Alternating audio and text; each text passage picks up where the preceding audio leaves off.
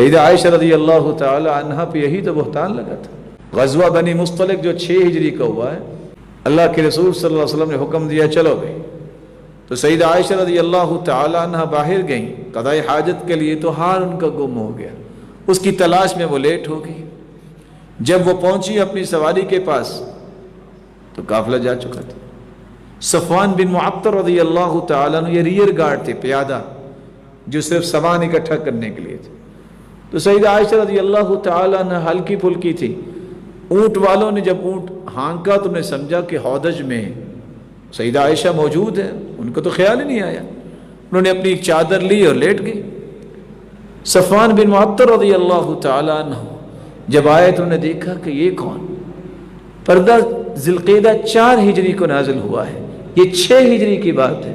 جب دیکھا کہ یہ مومنوں کی ماں ہے، فاسترجع، صحیح بخاری کی روایت کہتے ہیں انا للہ و انا الیہ راجعون۔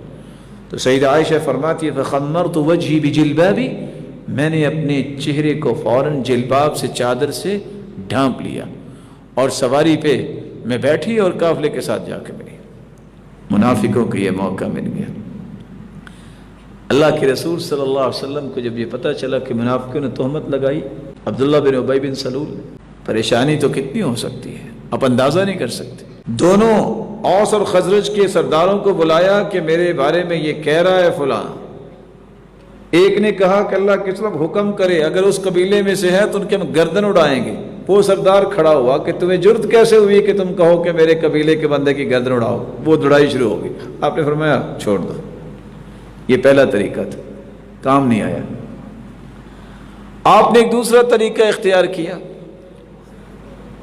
آپ نے سیدنا علی رضی اللہ تعالیٰ عنہ سے مشورہ کیا کہ اس طرح لوگ کہہ رہے ہیں۔ اسامہ رضی اللہ تعالیٰ عنہ جو سیکٹری خاص تھے ان سے بات کی، معاملہ پھر بھی حل نہیں ہوا۔ آپ صلی اللہ علیہ وسلم نے جو گھر میں کام کاج کرنے والی تھی اس سے پوچھا کہ آپ نے کیا دیکھا؟ کہا آج تک کوئی بات نہیں دیکھی، بس عمر چھوٹی ہے، کبھی سو جاتی ہیں تو بکری آٹا کھا جاتی ہے۔ حتیٰ کہ اللہ کے رسول صلی اللہ علیہ وسلم نے خود سیدہ عائشہ سے کہا یا عائشہ ان الممت بذنب فتوبی واستغفری۔ یہ وہ وقت تھا کہ سیدہ عائشہ سے برداشت نہیں ہوا، پتہ تو پہلے چل چکا تھا۔ اللہ تعالیٰ نے پھر ان کی پاکیزگی میں پورا رکوع نازل کر دیا، فیصلہ ہو گیا قیامت کی دیواروں تک کوئی قاری اور حافظ اور قاری بن نہیں سکے گا جب تک سیدہ عائشہ کی پاکیزگی اور طہارت کی تلاوت نہیں کرے گا اور یاد نہیں کرے گا۔ اور آج روزانہ سے کروڑوں مرتبہ سیدہ عائشہ کی پاکیزگی کو ہم پڑھتے ہیں۔ آپ دنیا میں دیکھیں کتنی مساجد ہیں، کتنے حفاظ ہیں جنہوں نے یہ پارہ پڑھا ہوگا، اور کتنے لوگ روزانہ سے پڑھتے ہیں۔ اللہ ان کی پاکیزگی کو بیان کرتا ہے۔ یہ وہ ہستی ہے جس کے بستر پہ وحی کا نزول ہوا کرتا تھا، جبریل آسمانوں سے آئے، اللہ کے رسول سے بات کر رہے، آ کے کہتے ہیں جب گھر جائیں تو جبریل کا سلام سیدہ عائشہ کو پیش کرنا۔ آج اسی سیدہ عائشہ کے بارے میں زبانیں کھولنے والے زبانیں کھولتے ہیں۔ اللہ ذوالجلال محفوظ فرمائے، جو زبان صحابہ کے بارے میں کھولتا اس پہ تو اللہ کی لعنت ہے، اس پہ فرشتوں کی لعنت ہے، اس پہ پوری کائنات کی لعنت ہے۔